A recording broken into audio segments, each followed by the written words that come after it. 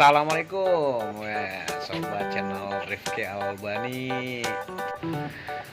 Ini kebetulan ini untuk pesanan tadi mendadak, ada yang minta dibuatin souvenir miniatur untuk acara serah terima gitu sih, kayak apa sih, peresmian sih untuk kepala kantor di KPP Kantor Pajak Tugu Tani, tepatnya samping bekas tempat kerja saya tuh.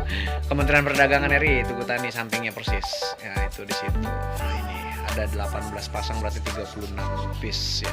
Dengan tatakannya itu pakai kayu gitu.